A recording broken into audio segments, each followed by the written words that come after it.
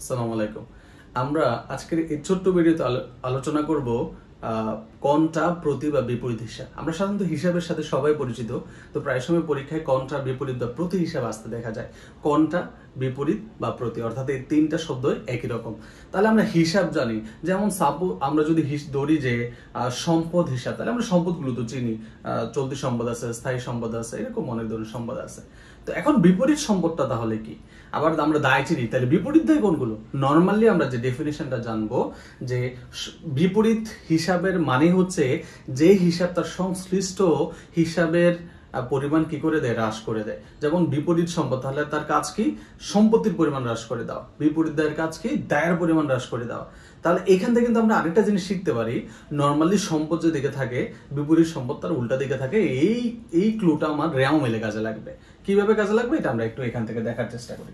তাহলে নর্মালি যখন আমরা বিপরীত বা কন্ট্রা বা প্রতি সম্পদ হিসাব করবো, তাহলে আমরা এটা বুঝতেছি এগুলো সম্পত্তির পরিমাণ হ্রাস করে দেয়। যেমন পুঞ্জীবিত অবচয় সব থেকে বেশি পরীক্ষা আসে। পুঞ্জীবিত অবলোপন বা অবচয় সঞ্চিত অবক্ষয়, এই তিনটা কি জিনিস, তাই না? আমরা এগুলো বিস্তারিত আমরা এমসিকিউ ক্লাস আলোচনা করছি। তারপর আমরা দেখবো প্রাপ্যবিলের বাট্টা সঞ্চিতি, দেনাদার বাট্টা সঞ্চিতি, আর হচ্ছে কুঋণ সঞ্চিতি। তাহলে এই চারটা হচ্ছে আমরা কি হিসাবে মনে রাখবো? বিপরীত সম্পদ। পুঞ্জীবিত অবচয় যেমন ধরো তোমার স্থায়ী সম্পত্তির পরিমাণ হ্রাস করে দেয়, প্রাপ্যবিলের বাট্টা সঞ্চিতি প্রাপ্যবিলের পরিমাণ হ্রাস করে, দেনাদারের বাট্টা সঞ্চিতি দেনাদার পরিমাণ হ্রাস করে, কুঋণ সঞ্চিতি দেনাদার পরিমাণ হ্রাস করে। তাহলে দেখো সম্পত্তির পরিমাণ কিন্তু কমে যাচ্ছে। ঠিক একইভাবে আমরা আবার বিপরীত দায় হিসাবও দেখবো। তাহলে দায়গুলো কি কি? ঋণপত্র বা বন্ডের অবহার, প্রদেয় বিলের বাট্টা সঞ্চিতি, তারপর হচ্ছে পাওনাদার বাট্টা সঞ্চিতি। হ্যাঁ, সাধারণত এটা দেখা যায় না। আচ্ছা, তারপরে আসা হচ্ছে মালিকানা সত্ত্ব, বিপরীত মালিকানা সত্ত্ব, অর্থাৎ মালিকানা সত্য মানে মূলধনের পরিমাণ হ্রাস করে, যেমন উত্তোলন আমরা মূলধন থেকে বাদ দিই। তারপর আমরা লভ্যাংশ বাদ দিই। আরেকটা গুরুত্বপূর্ণ হচ্ছে ট্রেজারি স্টক, এইটা সব থেকে বেশি পরীক্ষা আসে। ট্রেজারি স্টক, এই ট্রেজারি শব্দ শোনার পর আমরা অনেকে সরকারি এটা ব্যাপারে আসে না।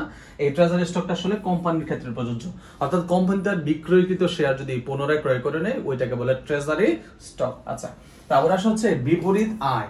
তাহলে বিপরীত আয় মানে কি? যে আয় মানে যে আয়গুলো সংশ্লিষ্ট আয়ের পরিমাণ হ্রাস করে দেয়, তাই কিনা? যে হিসাবগুলো সংশ্লিষ্ট আয়ের পরিমাণ হ্রাস করে, যেমন ধরো বিক্রয় ফেরত, বিক্রয় বাট্টা। তুমি দেখবা যে এগুলো কিন্তু আমরা বিক্রয় থেকে বাদ দিই। তাহলে বিক্রয় আমার আয়, এগুলো বাদ দেওয়ার ফলে কিন্তু ওই বিক্রয়ের পরিমাণটা কিন্তু কমে যাচ্ছে।